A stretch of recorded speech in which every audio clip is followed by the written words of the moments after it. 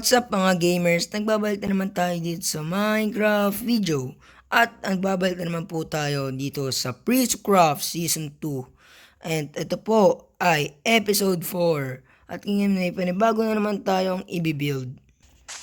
So ngayon kasi mga gamers, may gagawin na naman tayo panibagong build dito sa ating base. Kasi kung nakikita nyo dito, sobrang dami na yung build dito ng ating kasama. So bago pala tayo mag-build, ipapakita ko sa inyo yung mga progress nila dito ulit. Kasi guys, meron na dito.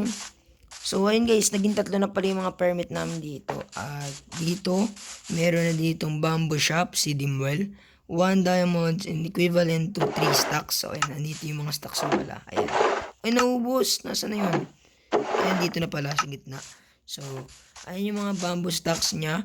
So, ang first shop dito sa Priestcraft Season 2 is yung bamboo shop niya. Yun yung unang nakatayong shop. At ang pangalawang nakatayong shop dito is yung shop dito sa may base dito guys. So, dito sa may malapit kay Lawrence, kay Stodgy Mars. So, yung shop guys ni Stodgy Mars is pangalawa na shop. So, ngayon guys, ipapakita sa inyo yung shop dito ni Stodgy Mars na ginawa niya. So, tigta-3 na kasi yung permit dito. So, dito nagsagawa na sila dito ng mga permit. At ngayon ipapakita ko sa inyo yung permit dito guys nung bago natin yung member na isa. So, tara dito guys. So, andito yung guys, yung base ni Lawrence dito sa baba. Ayan, kung nakikita nyo dito, at yung base niya yung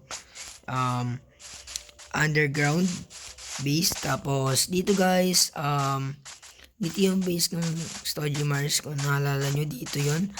At eto guys, bagong bahay na nga yung ginawa niya. And meron na rin siya ditong shop. So ay may nakalagay dito guys, first house renovate by Stodgy Mars. Tapos ito yung bahay niya, yan. So napakaganda, di ko alam kung anong build yan, pero maganda siya. Tapos ito yung second second shop dito. Okay, so ang tinitinda niya dito is stone and dirt. So yun yung pangatlo niyang permit. So 2 stack of stone is equivalent to 1 diamond. So siguro kakailangan niya natin ng stone mamaya.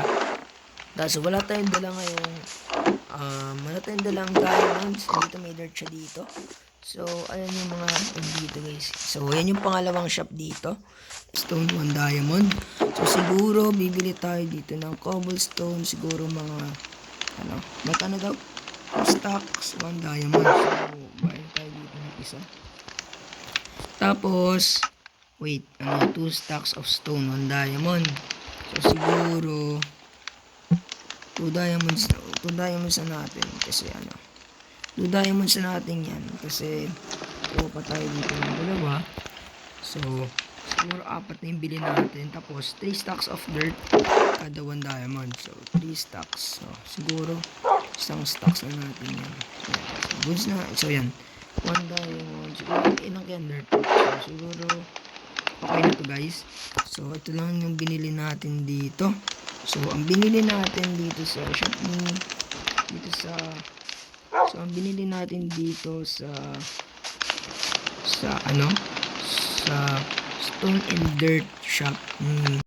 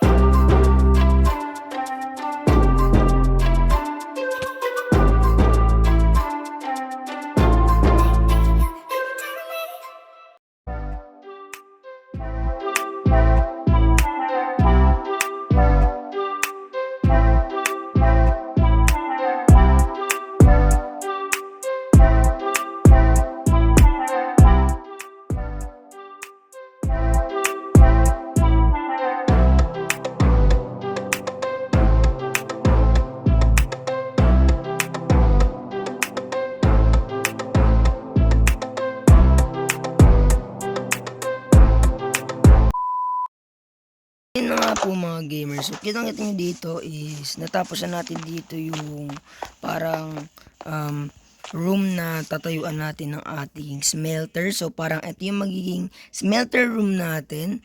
So, gagawin natin siyang smelter room guys. So, ito yung ating sheep farm. So, itong mga may kulay na ships is tatanggalin natin yan dyan. So, ililipat natin yan pag meron na tayong wool farm. Sa ngayon, nandyan muna sila. So, pag nalipat na natin sila guys, papalitan natin to ng puting sheep para sa ating sheep farm. So, ayun.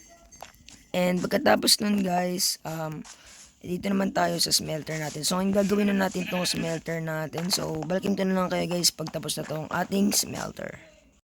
Guys, no, so ngayon guys, may papakita ako sa inyo. So, ngayon papunta tayo ngayon sa bahay ng isa natin bagong member, siya si Super Zombie.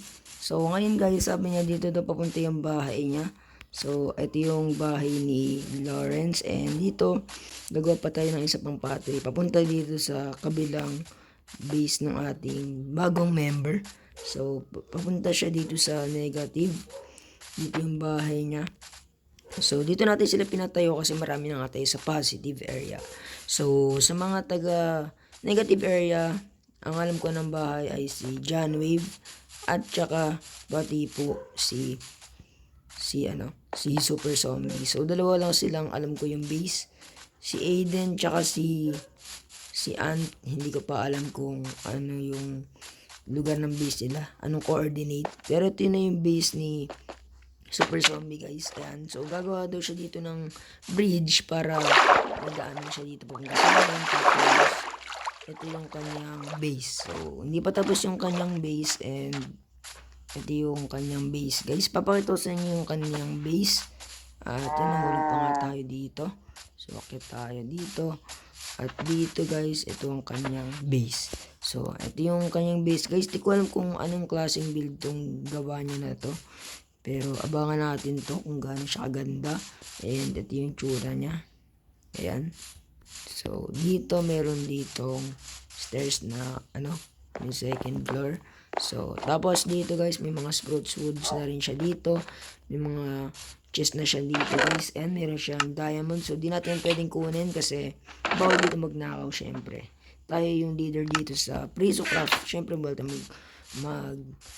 nakaw. So, ito guys, meron dito sugar cane farm. So, siguro, ipapatanggal natin to sa kanya. Pag, guys, siguro bigyan natin siya ng time muna sa sugar cane. Tapos, ipapatanggal din natin yan. Kasi, bawal yan guys eh. Wala kasi siyang permit sa pagbenta ng sugar cane.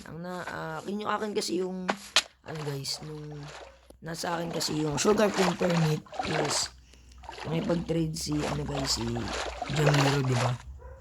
May pag-trade kasi si Steps pa guys. So, may pag-trade siya, and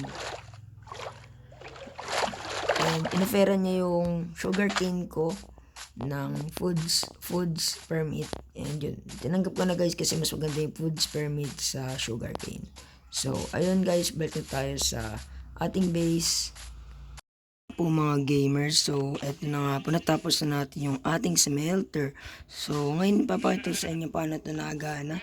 So, ngayon guys, una, akit ka dito. Tapos, ilagay mo dito sa chest yung, wait lang, nawala yung chest. Nawala yung chest guys, napindot ko. So, kunin natin siya. Dito siya ngayon. So, ngayon guys, kunin natin yung chest guys, no?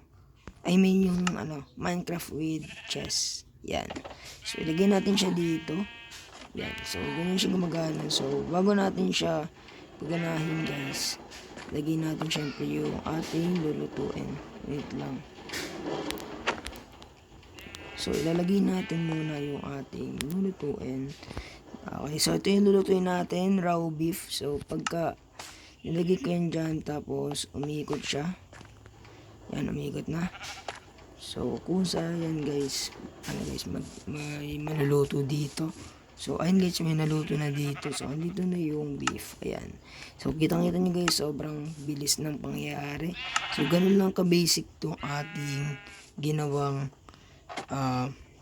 ginawang smelter dito. So, itong tinatawag nating simple smelter. So, ayun lang guys yung ginawa natin ngayon. So, napakahaba na ng video.